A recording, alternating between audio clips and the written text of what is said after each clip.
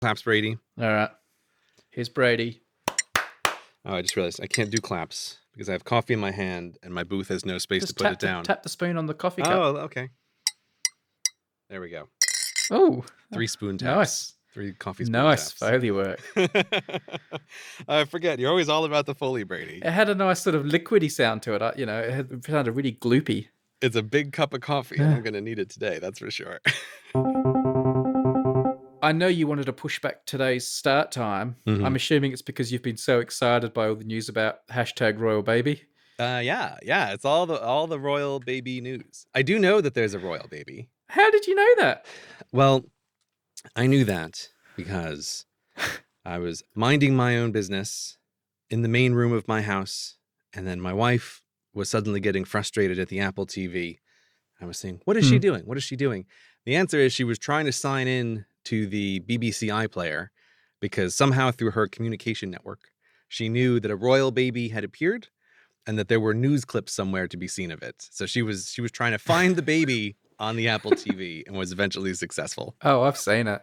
I've seen it all. Oh, you've seen all the clips of the royal baby?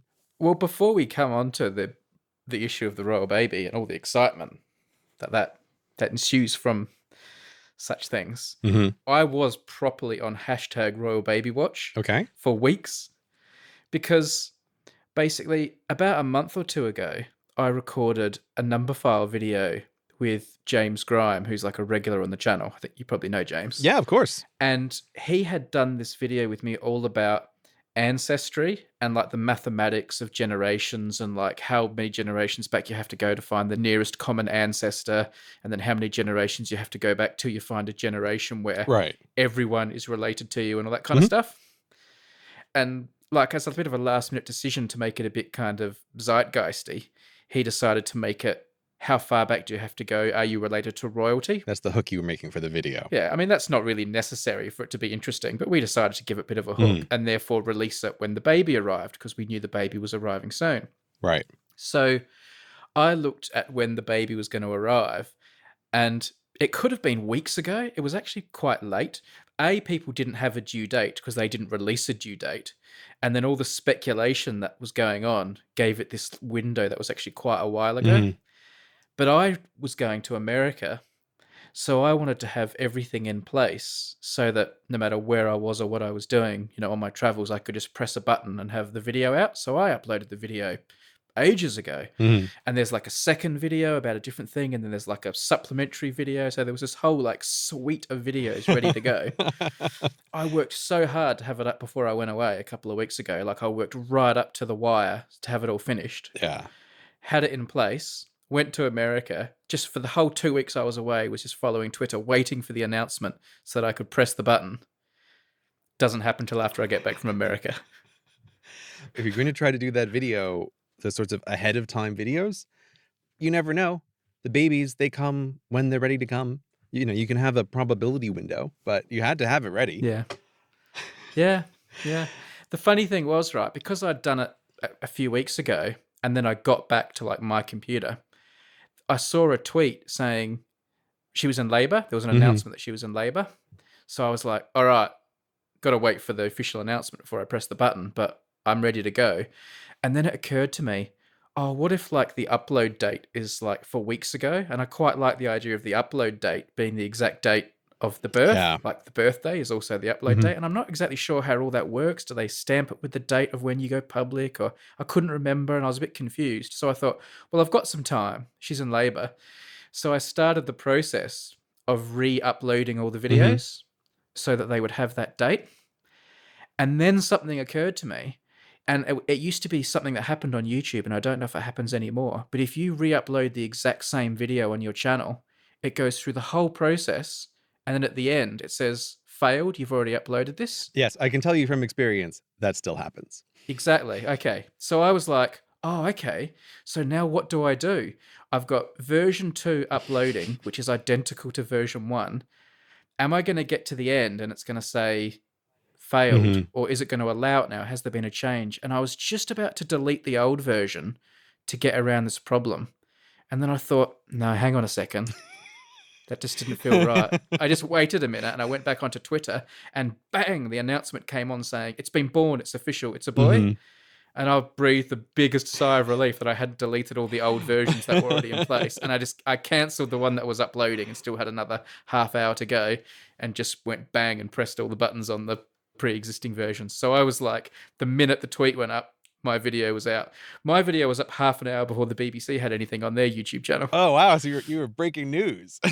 I mean, we didn't have any news in the video because obviously it's sort of supposed to be a bit timeless. But yeah, people were sending me screenshots from Twitter and it had number file, royal babies, and half an hour later, BBC like, making the announcements and stuff.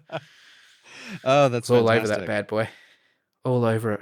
That stuff is so stressful, though, the like trying to time it. And I've been dealing recently with the YouTube backend with exactly that kind of problem of what order are these videos going to show up and how is it published? Yeah. And you never feel 100% confident that it's going to work the way you want it to work, especially when, like you just say there, you want the video to have a specific date that it has appeared on. Yeah. You're like, is YouTube going to show it as the published date? I hope so. And that seems to be what they do. But I think you and I still have a lot of jitters from past experiences with like, who knows what's going to happen. If you go onto Numberphile, the YouTube channel, what date does it show you? I'm curious now because I'm worried I won't get the same as you. Every baby is royal baby. I see May 6th as the date. Okay, that's good. Is that the date that you want? Yeah. Okay, yeah. It seems like YouTube is going with the published date. Yeah. I think that's what you can kind of assume now. Good. Yeah, so no, well done breaking news on Numberphile. I think it totally counts as breaking news if you beat the BBC, even if there's not anything specifically timely in the video. That still totally counts. There are 100% people who learned about the royal baby from Numberphile. So are you excited that we have a royal baby that's half American?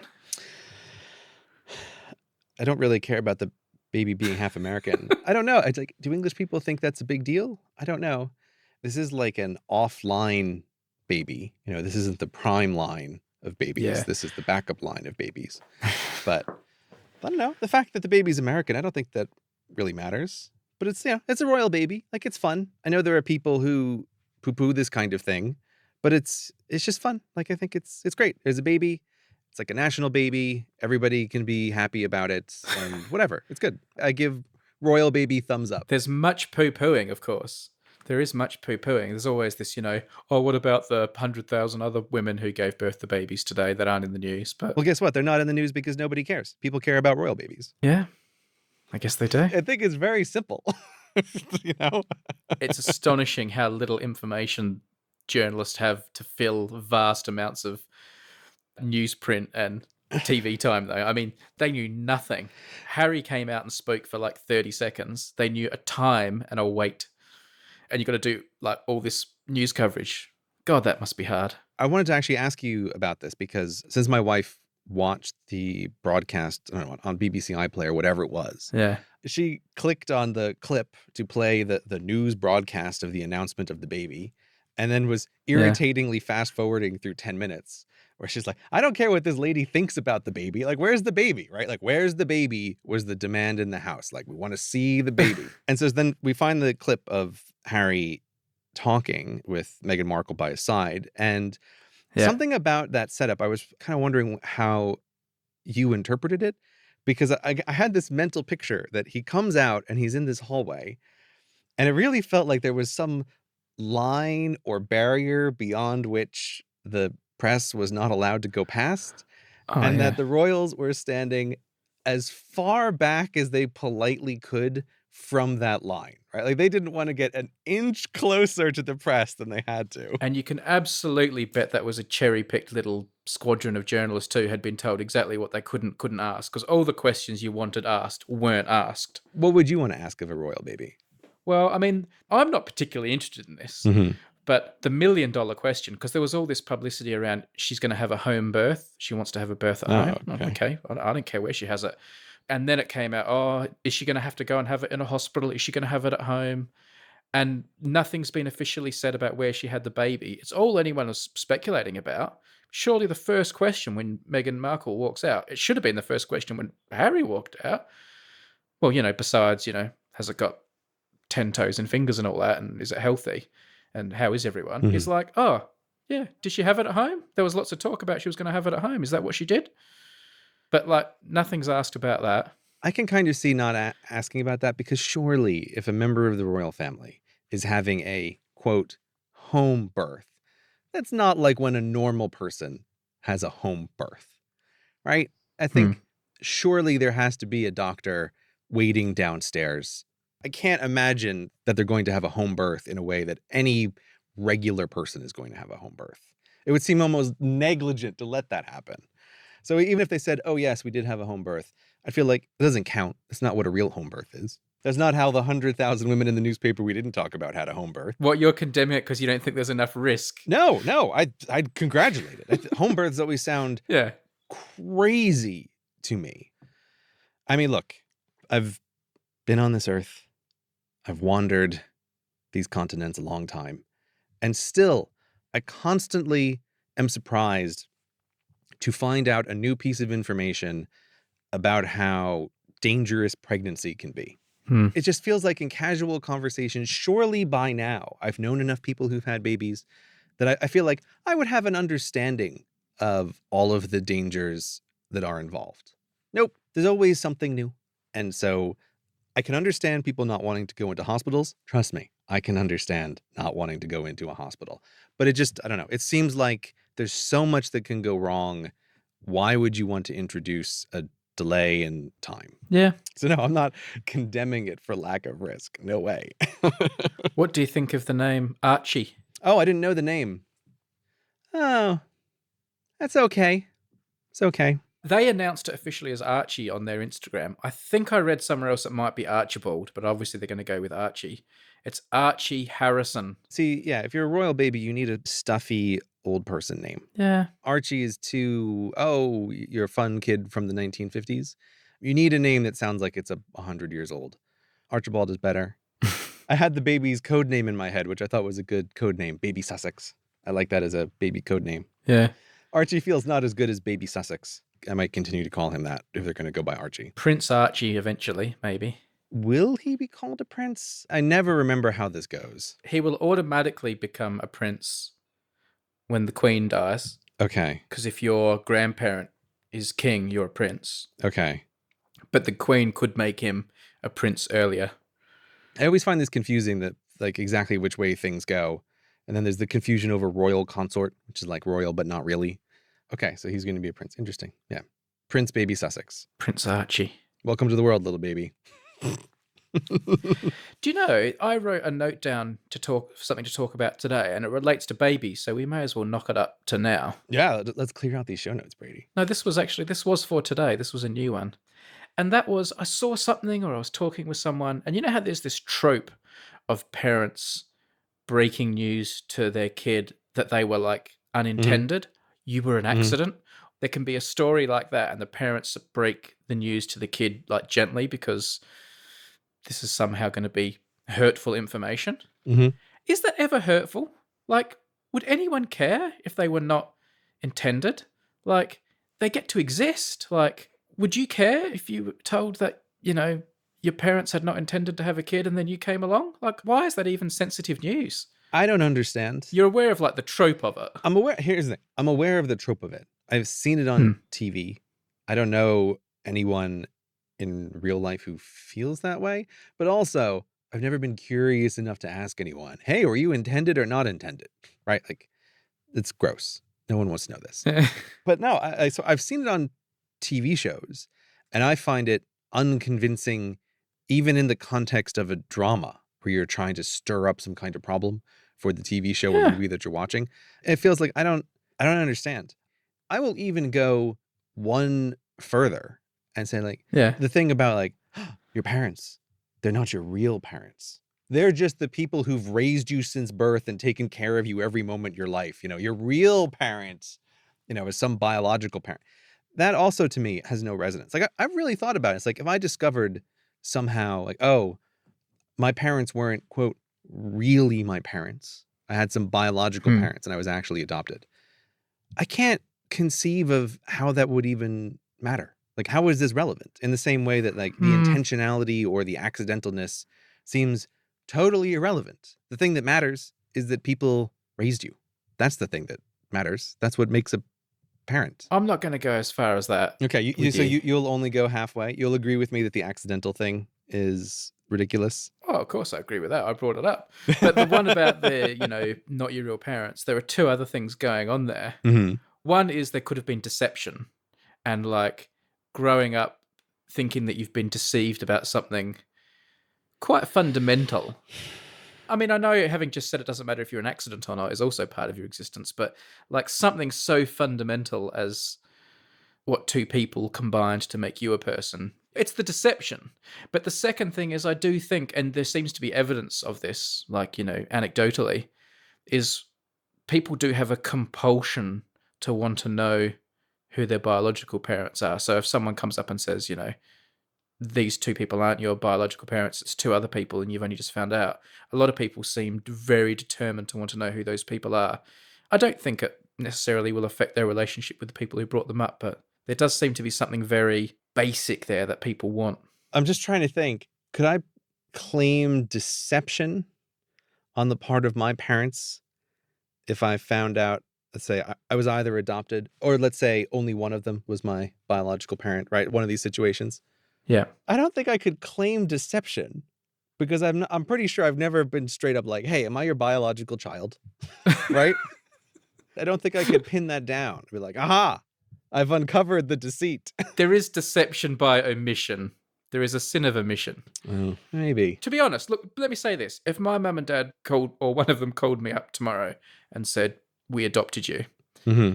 I actually don't think I would feel very affected. Mm-hmm. I'd probably have quite an academic curiosity to find out who my biological parents were, but I wouldn't feel the compulsion.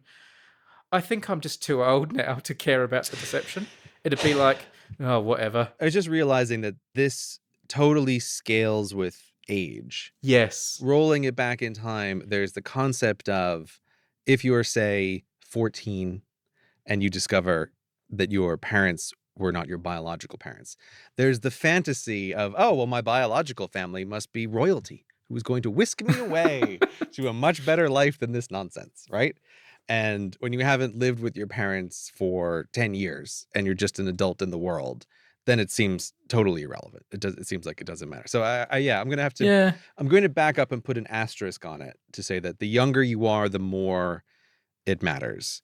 And also, the older you are as the child, the more you've just done crappy stuff and lied and done deceptions. And like, so you can no longer like be all righteous and say, how dare you? How dare you? Because you look at yourself and think, well, let he who is without sin cast the first stone.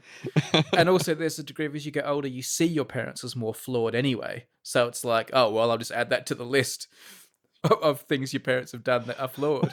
So I think, again, both these things scale with age as well. I can't remember if I've gotten this on record on the podcast before, but I want to get it on record again just in case I haven't.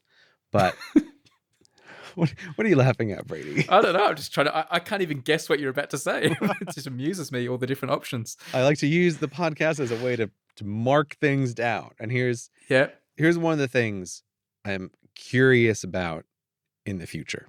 Yeah. So genetic testing keeps getting cheaper and cheaper.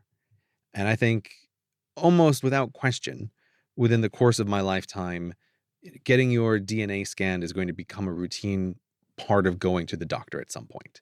That everyone's just going to be like, yep, you're going to get a gene profile done, and it's going to be inconceivable that medicine was done before this technology existed. I don't know when, but I just say within my lifetime. And I think that is the moment when we find out how many people are really the children of the parents that they think they are.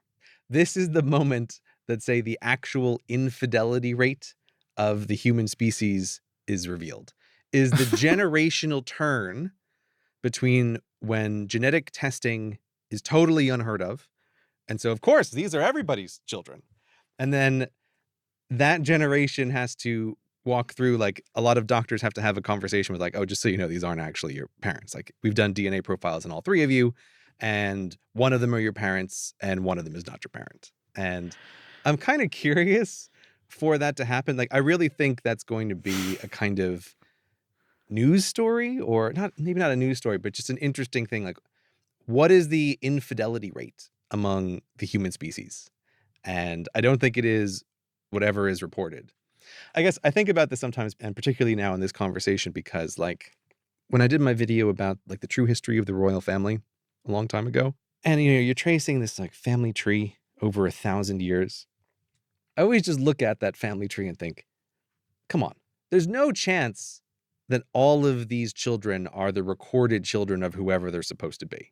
This whole family across this whole generation, we have all of these genealogy records 100% correct. Not a chance. Yeah, there wasn't a single, there was no infertile people there that had to, Yeah. Yeah, no milkman came to visit, right? Like this never happened. Or I think of the, it's pretty famous in America that if you want to try to trace down your genealogy, like you go talk to the Mormons, you go to Salt Lake City, and they have just like this incredible archive of human family relations. And I just think the same thing when I look at those is like, well, this is a record of marriages and children. It presents a stronger case than it really has. Like, come on, these records aren't perfectly perfect, but we just sort of pretend like they are. Oh, yes, trace this back, and your great uncle Edward was this famous person. Like, oh, really? Is there a 100% straight line from here to there? Well, now you're kind of wavering a little bit from something you said earlier, because you said, what defines your parents is who brought you up, not whose DNA made you. Could family tree just be a pathway of people who brought each other up?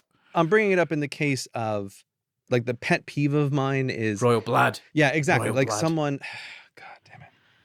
Like, there's a couple of people I know who do this, where they're like, oh, my great uncle is a member of this royal family in unspecified country.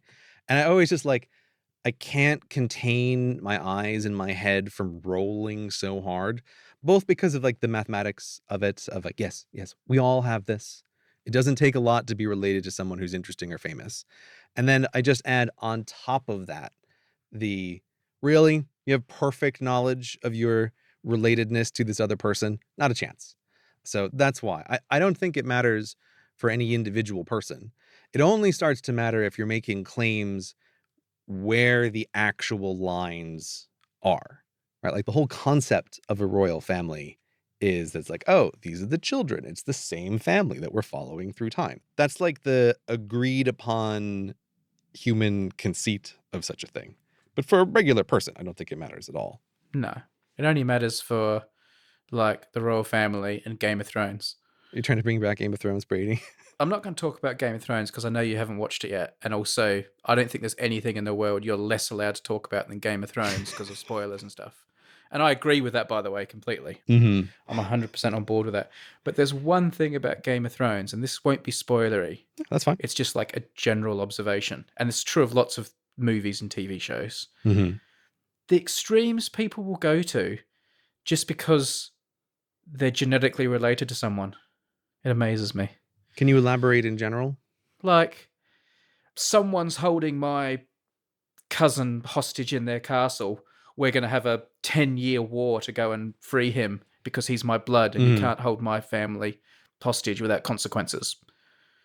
That kind of thing. Okay, that kind of thing, though, in the context that you're presenting it, medieval fantasy warfare, that feels much more like, oh, it's not actually about family. It's like gang warfare, right? It's honor culture. Oh, I'm part of this group. And if you attack this group, we have to retaliate because if we don't, then it marks out that the group is weak. Right. And then we're really in trouble. Okay. I think that's what it is. Yeah. But, I'm sure everybody has a kind of inbuilt biological preference to defend and protect family. Oh, yes. A little bit of the like, oh, you're prepared to lay down your life for 8 cousins or 2 brothers, right? Like that kind of thing. You're doing the mental calculation. Okay. Yeah. And I just think that's built into you because of evolution. In the same way as like, oh, people like babies. You hold a baby and the baby smiles and you feel good. It's because if you didn't feel good on the inside, that line of humans died off. The line of humans that didn't like babies, they went away. And the line of humans that didn't like their babies more than other people's babies, it was the same thing. So I think it's just kind of built in your brain. Yeah. But the DNA line of people who don't like babies on planes has remained strong. It's time for Hi.Ting.com. Ting is the mobile phone service for the modern era. Why pay for a set monthly data plan when you can just pay for what you actually use with Ting? You're around Wi-Fi all the time. You don't need to pay for data that you're not going to be using when it's just going over your Wi-Fi network. Nope, with Ting, you just pay for your actual usage at the end of the month. Whatever number you currently have, you can port that over to Ting, and Ting offers nationwide LTE coverage on both T-Mobile and Sprint. The phone you're using with them almost certainly works. You just need to grab a SIM card from the Ting shop and you're good to go. There's no contracts, which is one of my favorite things. I refuse to have a contract on my phone. So you can try Ting for 1 month with no strings attached. Now, the average person's bill with Ting is just $23 a month per phone. And when you go to hi.ting.com, you'll get $25 off your bill. So that gets you basically your first month with Ting for free to see how you like it and to see how much data you use. So free your phone, go to hi.ting.com. That's hi.ting.com to get $25 off your first month with Ting. Ting is the better service plan for your phone. Try it today. hi.ting.com.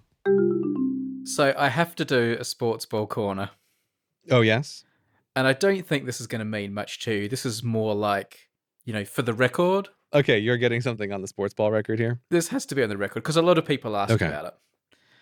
So for brief background, basically you know that I have this growing reputation for missing incredible sporting comebacks of my teams. Yes. So I slept through the greatest ever comeback in this Super Bowl when the Patriots came back. But more famously, my football team, my soccer team is Liverpool. And they had this famous Champions League final a few years back now where they were 3-0 down at halftime. I gave up on them. I stopped watching.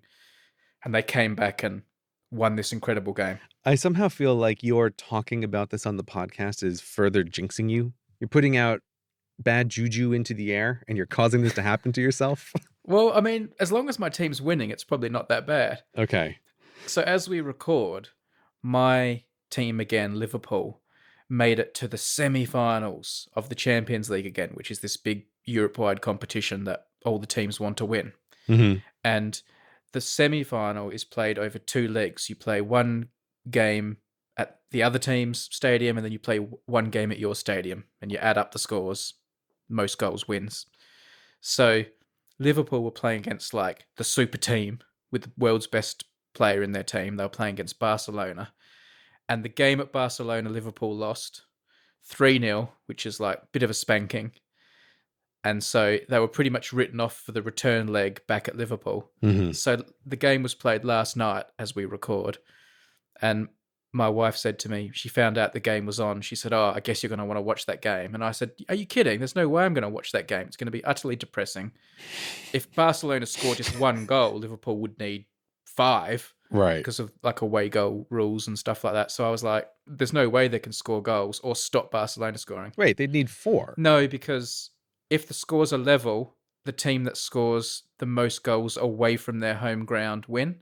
So if Barcelona had scored 1 goal, okay, Liverpool would have needed 5 to win 5-4. 4-4 would have been a win for Barcelona. Okay, that's very strange. All right. Okay. But yes, even I know that 3-0 in soccer is brutal. So anyway, I said, stuff that. Let's watch Game of Thrones because we hadn't watched it yet. So we were watching Game of Thrones. And then like towards 3/4 of the way through the episode, I looked at my phone, Twitter, and it's like all capital letters, crazy tweets. Can you believe this? It's amazing. And Liverpool would come back to 3-0. So it was 3-0. So it was like next goal wins for the last 10 minutes. So I did say, I'm afraid we're going to have to stop Game of Thrones for 10 minutes. So I did see the end. Liverpool won 4-0. Greatest comeback in history, being lauded today. And yet again, I'd missed the 3-goal comeback. I was sitting there watching Game of Thrones. I could have watched any time. And I don't feel that bad about it. Because for that 10 minutes, I was just pacing around the room, a nervous wreck. Mm-hmm. My wife said, for goodness sake, you're making me nervous. Can you just sit down? So if I'd had to go through 90 minutes of that, I think I might have died. So it's probably for the best that I was able to just swoop in at the end and enjoy the 10 minutes of glory. Okay, I know this is going to sound dumb, and I genuinely don't mean this to sound patronizing. I'm trying to understand. Why so nervous and anxious that you're pacing around the room? Like, that seems like a lot of anxiety for the sports game? Watching sport is the most anxious I get in life. Why? I can't explain it. Sometimes even when I don't even have like one of my teams is in it, I can get nervous at the end of a game if I've just imprinted with one team and I want them to win. I can't explain it. I know it's irrational. Sometimes I even look at myself and I think, this is stupid. Why do I care about sport? You know, I do sometimes look at these things and think that's just an inflated piece of leather being kicked around by strangers with a made-up game. But it affects me. I'm not doing that because I still always hold by this idea that you can't explain interest. I'm not asking why you're interested in sports. That's a pointless question. I'm more interested in the nerves. Like, is it enjoyable nervousness? No, it's not. It's not enjoyable. But at the end, it's fantastic pleasure, which is probably enhanced by the nerves that came beforehand. Like at the end of the game, I was so emotional and happy. And like, you know, the players were hugging and the crowd was singing and they were waving to the crowd. And I was like, I was nearly tearing up. I was so happy. And maybe that's the reward for the earlier pain. So it's, I don't know, like a self-trained Skinner box? I don't know what that means. You're getting these random rewards of excitement that your team has won, but you are also the one who is generating that excitement of, oh yes, the team won. And it's a kind of feedback loop. I don't know. I mean, like, it's probably just like an enhanced version of when you watch a movie and you're getting nervous watching The Shining, or you get sad when a character in a TV show dies, or it's probably just that, except the entertainment, instead of being a fictionalized dramatization, is a bunch of people playing sport. I don't know. I can't explain it, but it's very real. Yeah, it's like, I can't remember where I came across this, but maybe one of these million video essays on YouTube explaining movies and TV, right? That's like the flood of them on YouTube. But one of them made an excellent point that has kind of stuck with me sometimes about how, like, oh, you get really involved in these characters, but then everybody hates it when a show pulls a cheap move like, oh, it was all just a dream. You know, oh, this episode wasn't real. It was just in the person's head. They were crazy and in a hospital. And pulling the excellent point, like, everybody feels cheated by that. But like, the drama that took place in the dream isn't any less real than the drama that you're watching in which someone is dreaming. Like, why are you getting emotionally upset that the show has cheated you out of one kind of fiction? Right? It's like, wait a minute. I don't know. I feel like there's something about that, which is like an Ouroboros eating its own tail. Like, oh, my brain kind of spins around. Like, yeah, wait a minute. This comes back to canon, doesn't it? I guess it does. This artificial thing of what's official. Because no, the comparison to why do you get emotionally involved in watching a television show? That feels like a good comparison. The correct viewing experience can create a tremendous amount of tension in the viewer.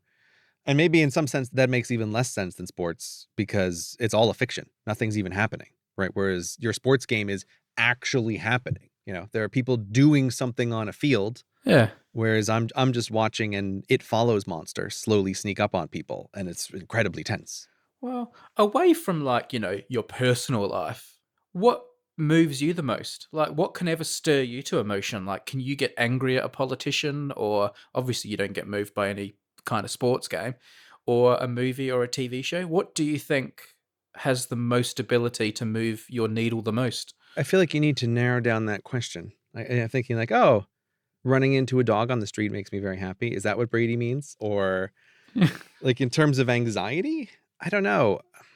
I mean, you know, not to get into it, but obviously politics would be an answer like that for people, but I'm very separated from that. I use that as an obvious example. Like, politics stirs me up a lot, but I've never seen it stir you up. Yeah. So I wonder if there is anything that stirs you up. Like, I'm trying to think about it in the way that you mean with sports, but I'll have to get back to you on that. Oh, okay. By the way, Brady, I think my YouTube is listening to the podcast as well.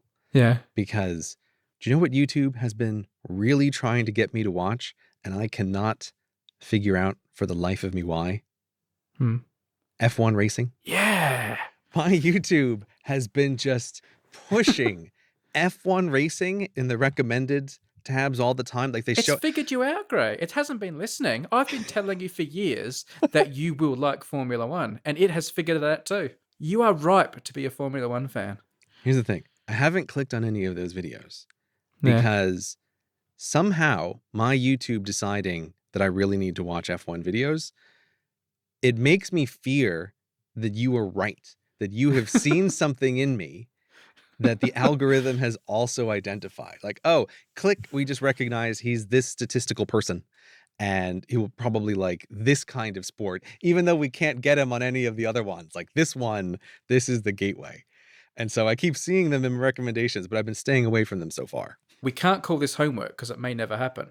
But I've been telling Gray that he should watch the first episode of that new Netflix series about last year's Formula One season. Because I watched that and I thought, this is what I want Gray to watch. Watch that. If you hate it, I surrender. If you watch that and think, okay, I can see something here, then there's a conversation to be had. Because I thought that was a really interesting distillation of Formula One that I quite liked.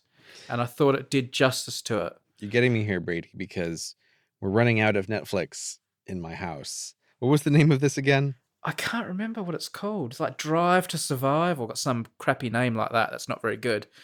But they basically embedded cameras with a lot of Formula One teams and Formula One people. I've only watched the first one myself because I know that season so well. And to an expert, it's like, okay, I know all this stuff. But you're watching it like, oh, this is so basic. Well, no, but I mean, it had a lot of stuff in it that I've never seen before. It had unbelievable access. The production quality was fantastic. A lot of the things that I and people like about Formula One are captured in that net, and yet it's made a bit more palatable for a Netflix audience. So you should have a look. Okay, I'll take a look at that.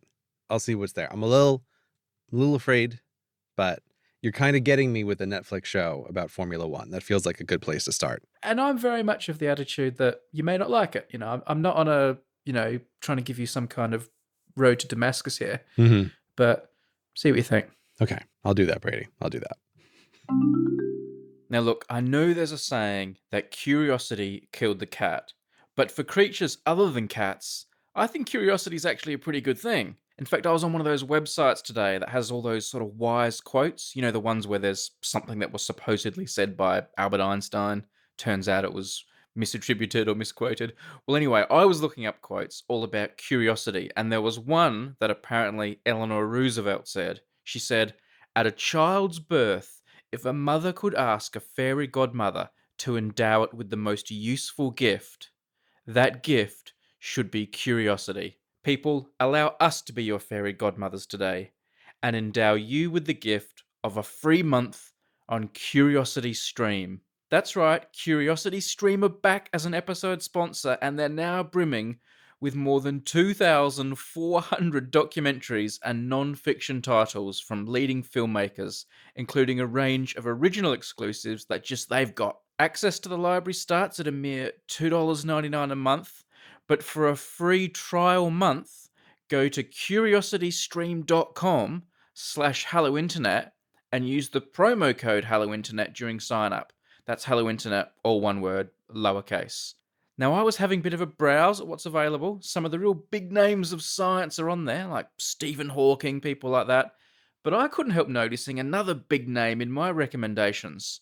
There was a film called Digits, and it was hosted by none other than Derek Muller. That's right, the Duke himself, talking about how the internet and YouTube and stuff like that works. If that doesn't get you signing up, look, I don't know what will.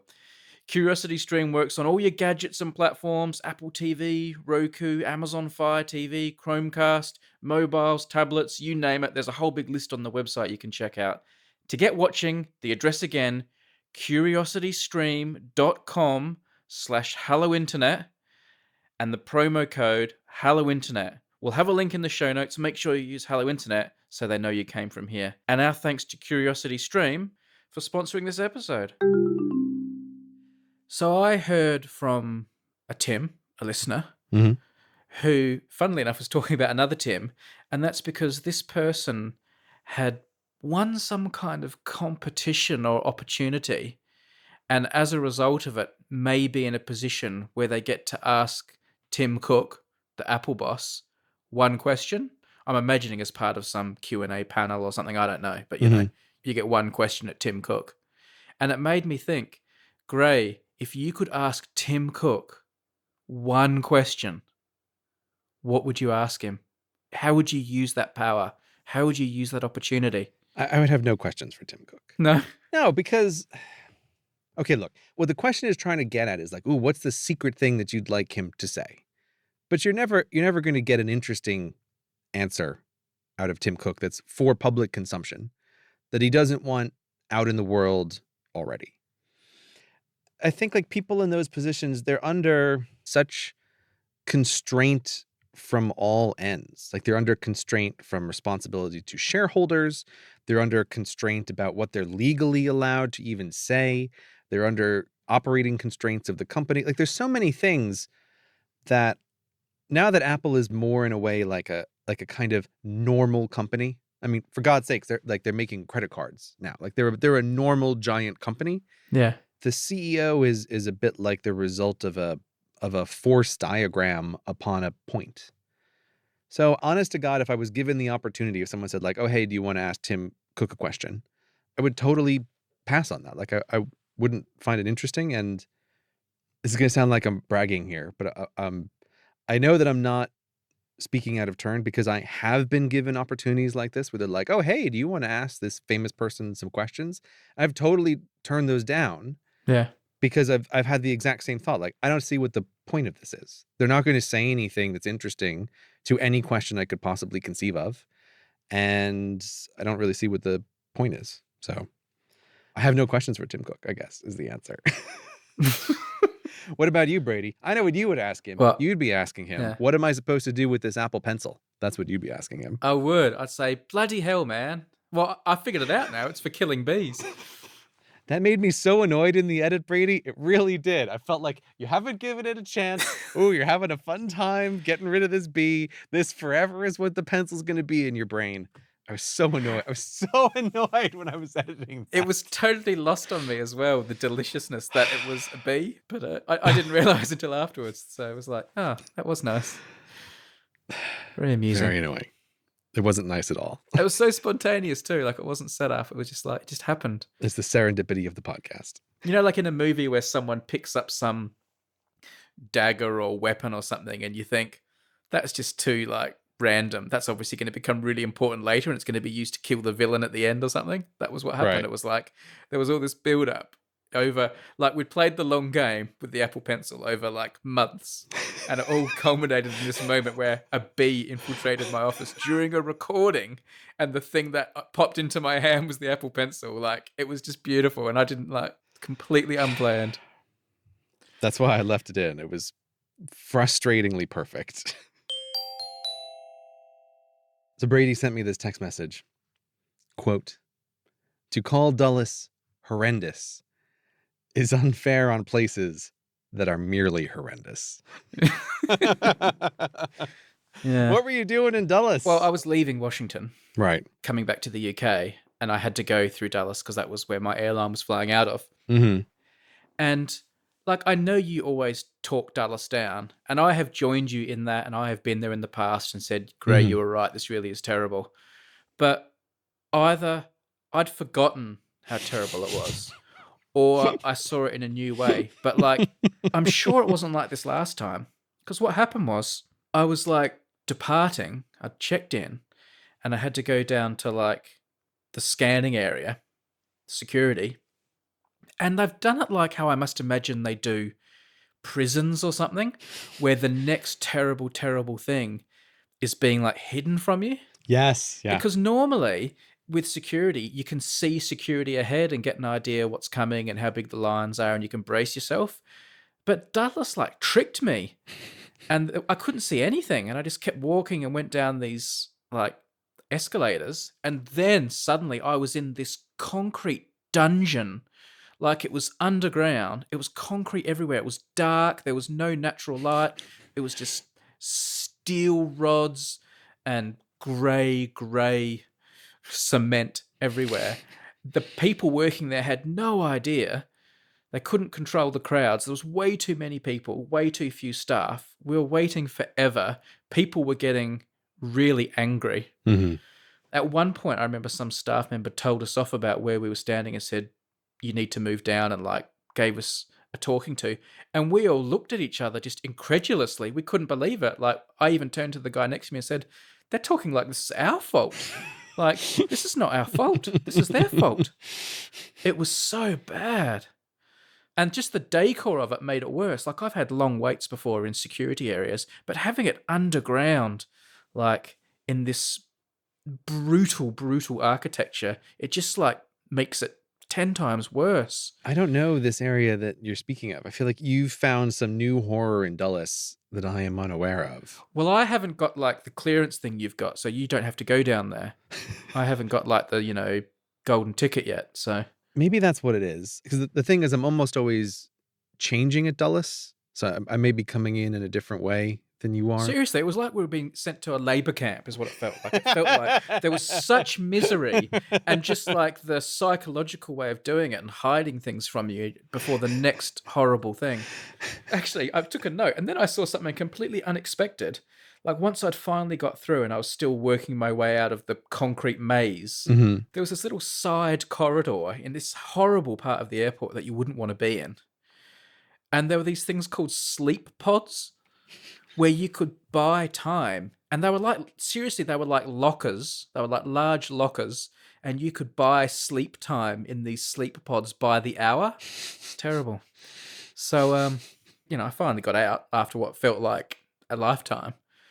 And the actual like terminal part I was in was actually quite nice. I didn't mind it. Like, I think it was new. It didn't feel like the rest of Dulles. That was all right. And then I had a really great view of all the AT-ATs. And so many people who've been to Dulles talk about, oh, I wanted to see the AT-ATs and I saw hardly any of them. I don't know how that can be because where I was, they were like thousands of them. I must have seen 1,000 AT-AT maneuvers before I got on my plane, watching them zooming all over the tarmac and that they were like little worker bees.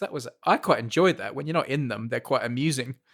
It means there's a lot more activity out on the tarmac than you normally would see. So got a lot of AT-AT action, but the security, unacceptable. People do like to visit the AT-ATs. And I will just mention here that it is my understanding that there's a whole bunch of construction that's going on underground at Dulles.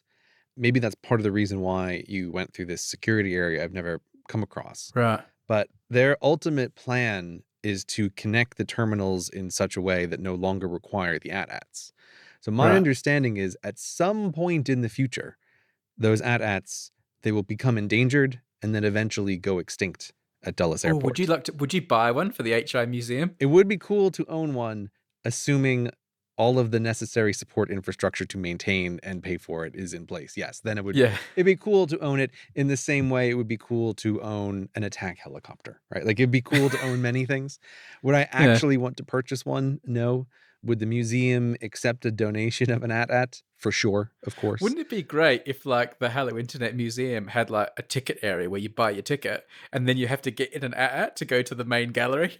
Brady, I love it. Yeah. I love it. Yeah. I know this thing will never happen, but please, if it ever does happen, I want a pointless transfer that is required. That you have to go to an entrance that is just a little staircase up to a waiting platform. You board the AT-AT, and then the AT-AT drives you over to the actual museum to let you in. Yeah. There's no reason it has to be that way, but that's the way it is. I'll set it up so you buy your ticket like on Curry Street or something in Adelaide, and then you get in the AT-AT and it drives you over to the Grenfell Street and it docks with the black stump.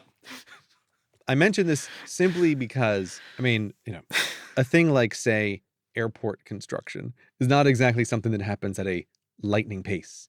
But if you're thinking, ooh, someday in the long distant future, you might want to go see those AT-ATs. I want to mention that maybe they won't be around for forever.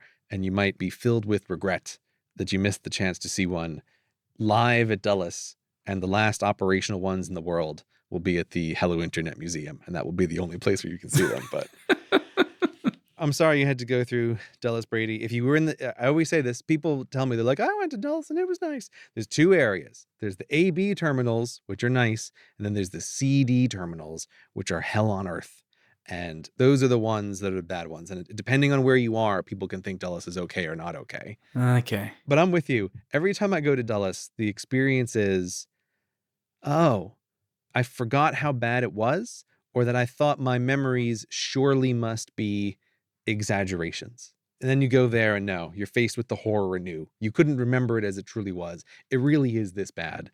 It's a terrible place, and I'm sorry that you had to pass through it on your trip in America. Well, what doesn't kill you makes you stronger, so. I don't really see how Dulles makes you stronger. Dulles just makes you sadder. This episode of Hello Internet is brought to you in part by Dashlane. Dashlane is here to keep you safe online from every direction. Dashlane generates secure passwords for you, so you don't have to worry about remembering every password that has a number, a symbol, or a capitalized letter. Whenever you go to log into a website, Dashlane can automatically fill in the password for you. And every time you set up a new account, Dashlane can create the secure passwords that you need. It's the best way to protect yourself from corporate data breaches. You'll be alerted as soon as a data breach happens and notified if you've reused that breached password anywhere else. This lets you stay in control of your online identity. I know I couldn't possibly remember my passwords anymore if I didn't use a password manager. There's just so many things to keep track of. It's impossible for a human being to do. You need software to help you. You need to get Dashlane.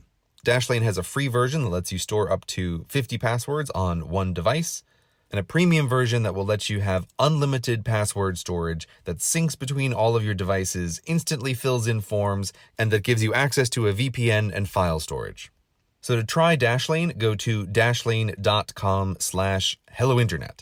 And the first 200 people who use that URL and the promo code HelloInternet, all one word, will get 10% off Dashlane Premium. That's dashlane.com/hellointernet and use promo code HelloInternet to get 10% off Dashlane Premium. Thanks to Dashlane for supporting the show, and thanks to Dashlane for keeping 10 million users' passwords across 150 countries safe. Should we do a little YouTube corner? I think we've got a few YouTube items between us. I have one little thing to mention about YouTube. Now, listeners of the show will know, oftentimes we complain about YouTube. Yeah. And I thought, I want to give credit to YouTube for something. I want to give credit to YouTube for their new dashboard. Over the past, I don't know now, a year maybe, YouTube has been testing this new backend for their whole system of uploading and publishing and managing and editing and everything that has to do with the video backend. They've been working on making a new version of it. And the YouTube backend for years has been squirrely, and we've complained about it, and it's inconsistent, and it looks different in different places. And we give YouTube a really hard time sometimes on the show, but I just wanted to congratulate whatever team is working on this dashboard in the backend. I think they've done a really tremendous job in simplifying and clarifying and presenting all of the information in a nice way and making it clearer about how to manage videos. Like, I was just arranging and earlier today scheduling 7 videos in a row, and I just felt like, oh, it's really nice actually to use this new system and not feel like I'm using something that's duct taped together from the mid 2000s that just happened to be the way it was. So there's not much to say when things are nice, but I, again, just wanted to get on the record. Thanks to all the YouTube engineers who've made this new dashboard. I think it's really great, and I think they're rolling it out to everybody slowly over the next couple months, and 2 thumbs up. I really like it. Yeah, it's all right. What don't you like about it? I feel like there's a few things that it wasn't quite ready, and it's been foisted on me, and it wasn't 100% ready. Like, it doesn't deal with playlists very well yet. Yeah, you should still have the option to go back. Yeah, you can, but then they'll keep pushing the new one at you. It's like Reddit trying to force their app on you. Like, you keep telling it, no, I don't want the app, and they keep saying, you sure you don't want the app? It's a bit like that. I get that. I guess I just think I've noticed myself in the last 2 months having to switch back to the older system suddenly much, much less. There's only a couple things now that I have to switch back, and one of them is playlists. Yeah. It's playlists, it's sharing a private video with a different account, and some of the card stuff I have to switch back for the old things. But it is good. It is a big improvement.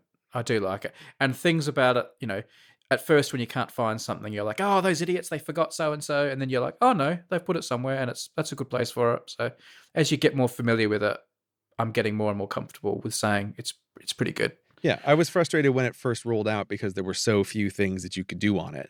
And I mentioned on one of the previous shows that I was even concerned that they were going to take away end cards because, end cards still hadn't shown up in the new system. And now they're there and I feel much better. Right. It's like, okay, good. This still exists. And the new way of doing it is better than the old way of doing it. I'll be curious to see when it's actually 100% done, but I can't imagine what an enormous job this was engineering wise, like on the back end to change all of this stuff. And I wanted to mention it because it is one of those rare cases where a big company changes something about the interface and I actually feel like it's for the better. Unlike other companies, Yeah. cough, Reddit, cough, or so many of them. It's like, oh, here's the new version and you're going to hate it. But this one I actually like and it's much better. Well, I'm going to go on a slight downer. Okay. But you can take these as downers or you can take them as just friendly suggestions, constructive criticism. There's a couple of YouTubey things that have just been on my mind. The first one is there's this new kind of, I don't know what you would call it, like a division or a part of YouTube that's all about creators. They've got their own Twitter account called YouTube Creators, and they're all about helping the creator community with advice and tips and news and things like that. And because so many people now make YouTube videos, I imagine that's quite a massive community to be servicing. Yeah. I don't even know what you call it. It's an entity of YouTube that's all about creators. They're YouTube staff, presumably running it. You're talking about those messages that show up on when you first log in and they're like, hey, here's how to increase engagement with your thumbnails. Yeah, they make videos. They make videos and tutorials and they send emails and they have a Twitter account and they're all about helping creators, which is good, right? Mhm. But I feel a bit like they're becoming a bit too big and too kind of lost in their own identity, and they kind of now think they are creators themselves in this strange way. And I couldn't really put it into words until I finally got a message this week that made it hit home for me. Okay. Where they had here's all the news and here's what's going on in the world, and here's a new tutorial for you and this is great and here's what's happening in the YouTube world. And then finally they had this big section towards the end which was really self-congratulatory about how their own channel, their creator channel, had passed 1 million subscribers. Right. And they're like, awesome news, everyone. Our YouTube creator channel has passed 1 million subscribers. This is huge. We're super excited. We never thought we'd be this big. And it suddenly struck me as, hang on a second. I don't think this is what you're supposed to be. It's a bit like if you went to your personal trainer and he or she told you, look how strong I am and look how fit I am. I'm awesome. I've never been in such good shape. It's like, no, that's not what you're for. You're supposed to get me in good shape, not tell me what great shape you're in. And it suddenly struck me that this was a group of people who are oh, we're filmmakers and we're celebrities in our own right now. And I don't know, it just feels weird. I know a few people who've worked at YouTube and then gotten a bit excited by it all and decided they wanted to be YouTubers themselves, and fair enough. And some of them have then done it quite successfully. But this feels like there's a whole branch of YouTube now that has decided that they're YouTube stars or something. I don't know. It felt odd. Okay, so they're in a difficult position because this kind of thing where it's an official YouTube channel and it's about making YouTube videos. Yeah. If it wasn't popular, that would be embarrassing. Yes. Right? Because if you can't have a channel that instructs people how to make good videos, that it itself can't make good videos, you have a real problem. Yes. I'm just thinking, I haven't watched it, but I saw that they're oh, how to increase subscriber engagement and how to increase your fan base by doing a crossover featuring MKBHD. And that was the first one of their videos that I was tempted to click on in forever. Because I'm like, oh, I like MKBHD. I'm kind of curious to see him do this interview with the YouTube channel, but I haven't, it just didn't have time, so I didn't click on it. But it's oh, you almost got me. You almost got me, YouTube learning channel. And so for sure, that video must have done better than the other things. So they're using the tricks. But they're in a bad position because unlike, say, my videos or unlike, say, your videos, they get to just advertise themselves to literally every single person who's logging into YouTube to upload a video. And they have our email addresses and they can send us spam us with email all the time. Yeah. And by that scale, 1 million subscribers almost feels paltry. It almost feels like nothing. I'm pretty sure I could rack up an additional million subscribers in very little time if I could but advertise one of my videos in the middle of the YouTube dashboard for everyone logging onto YouTube. Like, I'm pretty sure I could gain an additional million pretty quick if I could control that real estate for a week.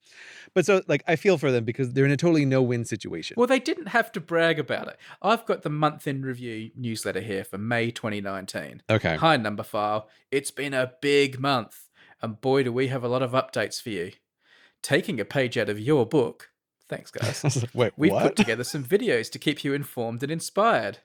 Anyway, and so begins this list of stuff. They have the YouTube boss doing an interview with a creator, and then something about gaming and something about merch, which is news, and then a bit of self-promotion about some training courses they've been doing for up-and-comers. Fair enough. Okay. But then here it is. The headline, YouTube Creators Channel hits 1 million subs. Shaky hand emoji that I'm not quite sure what it means. It's a milestone moment for us! ! The YouTube Creators Channel, hyperlinked to the channel, has hit Right. 1 million subs, and we want to thank you, in capital letters, for helping us get there. Clapping hands emoji. From collabs to comments, this never would have been possible without you! ! To celebrate, we've put together our favourite tips for sharing your own milestone moments. And then there's a series of emoji. Clapping hands, hearts as eyes, celebration, trophy, some kind of chart, and a star.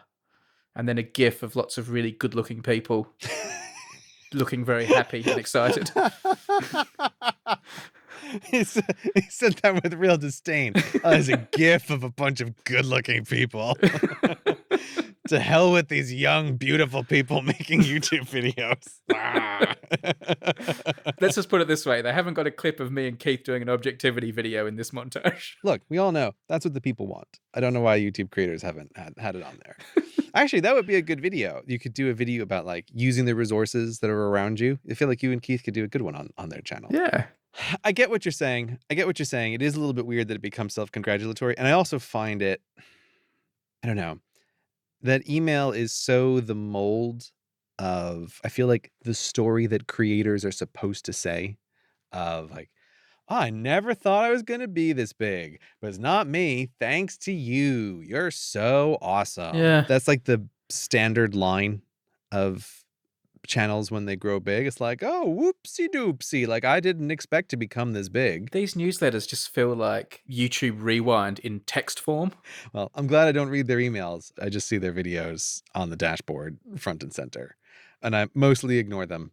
Although I also I see they now have one with Wheezy Waiter as their newest one. I might have to click that one. Oh, yeah, that might be interesting. Yeah. But yeah, I don't know. Like I said, I think they're in a no-win situation.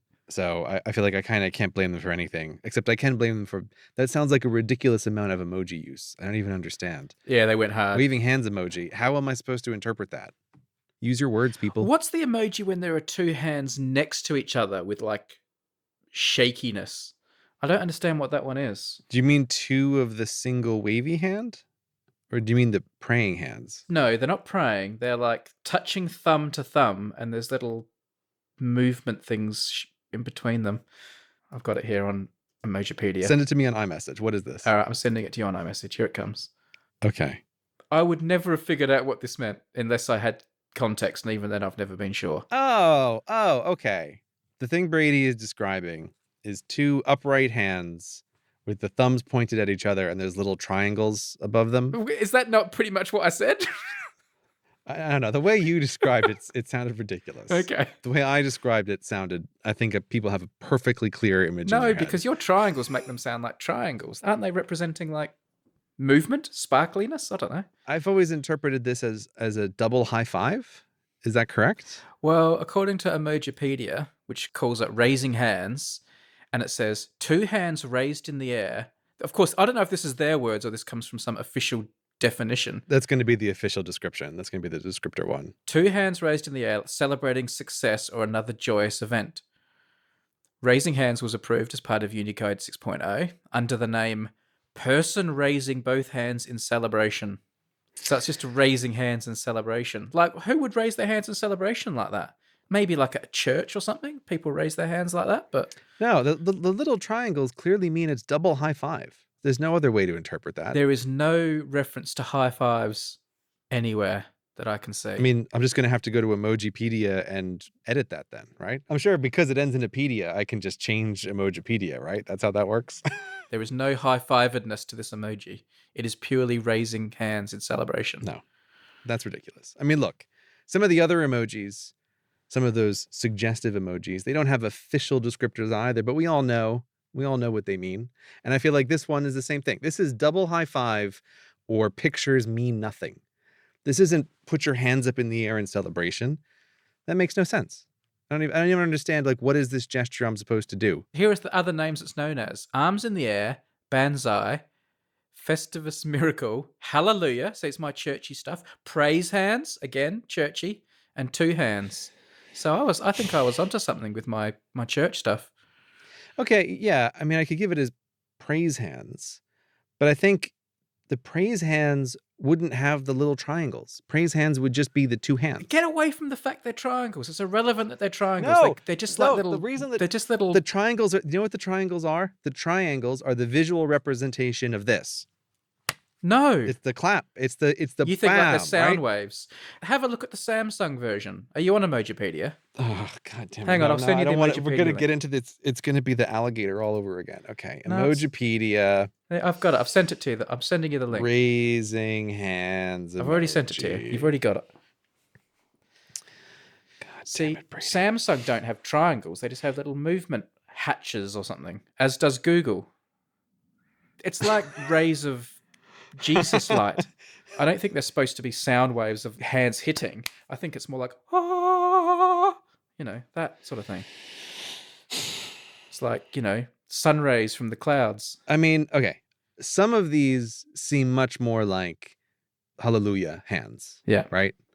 The ones that don't use triangles, because we all know triangles mean sound. Do they? Yeah. They're like emoji decks, good old emoji decks. Those are hallelujah hands if I've ever seen them. But look at HTC. They've got like a whole person holding their hands in the air. Here's the thing. The description that you read to me there Hmm. about, right, two hands raised in the air celebrating success or another joyous event. Hmm. We have all of these big players, Apple, Google, Microsoft, Samsung, WhatsApp, Twitter, Facebook. They all have the kind of hands with something to indicate sound or heavenly light or celebration or whatever. Yeah. And then there's HTC, which has a guy who looks like he's really happy and he's raising his arms in the air because of it. HTC is the only one who seems to have actually really followed what the instructions were supposed to be. And it's like, oh no, everybody else went with this weird, oh, we're just going to have two hands thing. So props to HTC. They have a guy who looks really happy. Yeah. I've always found it a baffling emoji. I have. I mean, I think it's very straightforward if you think it's double high five, which it is. Well, maybe that's what it's becoming, but I don't read it that way. And I'm going to 100% have to ask my wife what she thinks this one is, yeah. because I'm sure she uses this as double high five. Like, Okay. pow, that's exciting. Well, I will defer to her judgment because she likes a good emoji. How do we even get on this? I don't even remember. I think because of YouTube creators' liberal use of emojis in their emails. Yeah. I don't mean to bring him into it. I know Jeremy who runs Emojipedia, and Mm. I've talked to him a couple times about this weird thing about how like the words get translated into pictures, and every time I see him I'm like, explain it to me again, but slower, because it's always like, I can't believe this is the way this system works. Like, oh, we're going to have a standard. Oh, how is this to represent images? How is this standard going to work? We won't use images. No, we're going to describe the standard for images in words and then let everybody else draw what they think these words mean. It's like some crazy game of telephone between the standards boards and the companies. Do you know what it's like? It's like the Great British Bake Off. Okay, explain. Have you watched that a few times? You have, haven't you? I've watched a couple episodes Yeah. of it. So one of the contests they have is they just give everyone the same ingredients, and give them really, really sparse instructions. And from that, they've got to figure out what this food that they may never have heard of looks like and how to make it and stuff. And you think everyone's going to make something completely different. You think, well, if you gave me those ingredients and those instructions, I would never have thought to make that. But they all just kind of peek over each other's shoulders, and as they go through the process, they all kind of just merge into one, so that at the end they all do look kind of similar, and you might get a few dodgy ones, but it's because as they've been making them, they've been copying each other. They all end up with basically the same dish. So that's what this is. I can see that. I'll give you that analogy, Brady. That's a good Brady analogy. I've got one more quick little bit of advice for YouTube. And again, this won't mean much to you because you don't read your emails. But whenever YouTube send you an email about like a copyright dispute, you know, there's been a problem. There's a problem here. They send you this email and the subject field says new dispute for you to review. And when you're trying to have a day off email, but you might just check your emails to see if anything important's coming in, I don't want to see that. Like, I don't think that should be in the keyword because it's so like, there's something so sinister about it. It's a new dispute for you to review. It's a call to action. It's about a fight that you have to have. It always ruins my day. When I get one of those emails, even if I don't read it, even if I'm not going to act on it, or I'm not going to act on it for ages, it just ruins my day seeing it. And I think it ruins my day, not because I know what it is, but because of that wording. And I wish they'd change that wording on that email. For clarity here, is this someone else has used your material? You've maybe used somebody else's, or could it be either? I think it's somebody using mine. Okay. Yeah, I'm sure it's somebody using mine. Okay. All right. That sort of makes sense. It just rubs me up the wrong way, and I think it's the wording. Now you're getting me all frustrated with YouTube. I agree with you that wording isn't correct. But this is also my frustration that somehow I've never been able to get access to this system to like copy protect my own stuff on YouTube. Every time I try, they're like, oh, you're not a big enough publisher.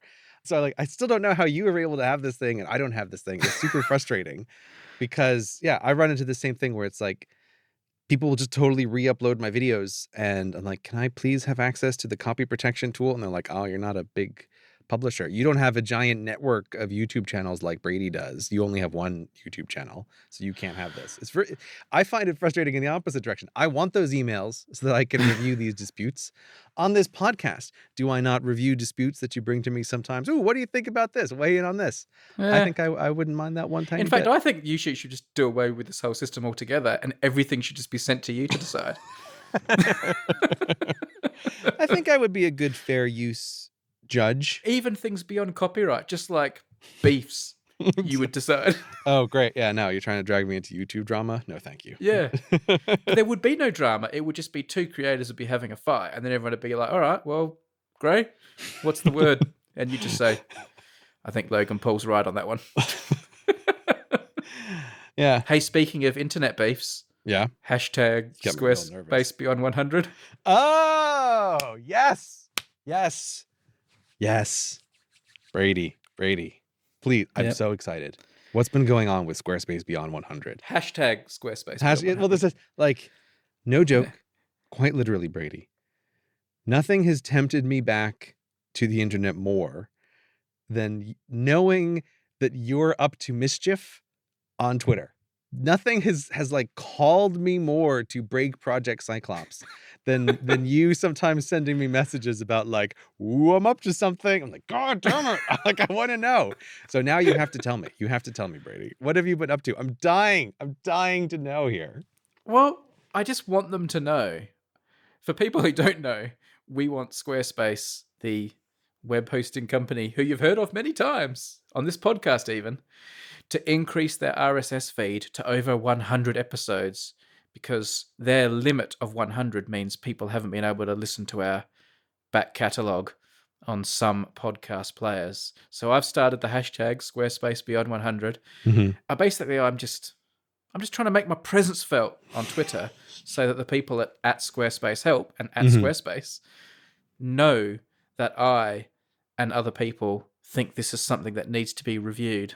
So I'm coming up with all sorts of creative things, quite often pictures or little stories or just little like reminders in interesting ways. Today we had poetry. We had people were writing haikus and limericks about Squarespace's limitation on RSS feeds, which was quite amusing. Some of them were really good. This is a nice haiku. Capped at 100. Evergreen podcast content. Everyone is sad. There were some good limericks. It was started with a limerick. The fact I'm taking so long to find it shows you how many things there are here in my tweet deck column. That's how many hashtags there are. Oh, you're actively monitoring this hashtag Squarespace Beyond 100. Completely. You've got a very good chance of a retweet if you're creative with your... Yeah, you're the captain of that ship. If you can think of something funny that would be capped at 100 that should be greater, say like 1,001 Arabian Nights, but on Squarespace, it's only 100 Arabian Nights. That's exactly. That's what Brady's looking for. He might get a retweet. This looks like a limerick. The Tims all shouted like thunder. Squarespace Beyond 100. What must be done? Artificial limits must be gone. Otherwise, Squarespace has blundered. Anyway, I am coming up with lots of ideas, and part of me is having to restrain myself because I can be quite creative and I know how the media works. So some of the ideas I have, I think, this might really get their attention and help the cause, and then I think, I don't know if I'm ready for that. I always forget this about you, Brady, that you do have a mind that can think. Right, you can think of the dark side of how to manipulate the media. You know the inside, and you have terrifying Pandora's boxes you could open. I have also got a mole with connections on inside Squarespace, so I am getting a few little leaks from what's going on inside. Whoa, okay, this is a serious operation. I know I've penetrated the awareness wall, but not to any extent where change seems imminent.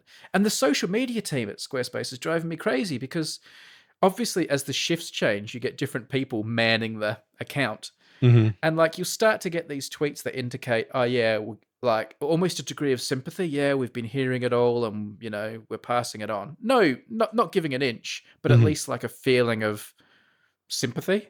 And then obviously the shift changes and suddenly you'll get all these replies from people who seem to have no idea, there's been no handover note.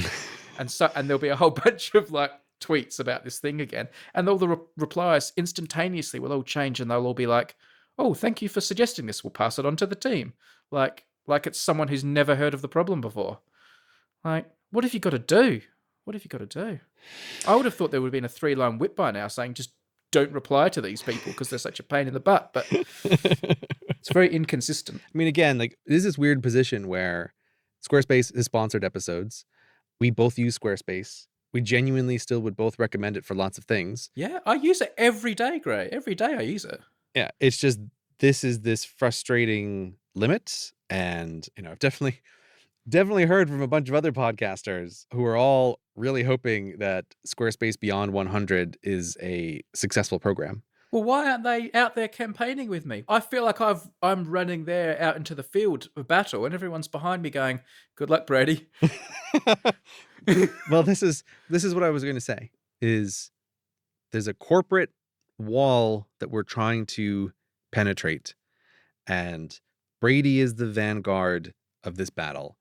And I think anyone who's listening, who's frustrated with not being able to get the back catalog of our show on the podcast or other shows or other podcasters who are on Squarespace, I think it's time to back the Brady on Squarespace Beyond 100 and to join the charge. Come on. If we can try to push this all at once, maybe we can get more than the standard answer that you always get from software companies, which is, oh, that's a great suggestion. We'll put it under consideration, which is the thing I heard from Squarespace 6 months ago, when I started raising this with them privately, and it eventually, and it went nowhere. And so now it's out in public.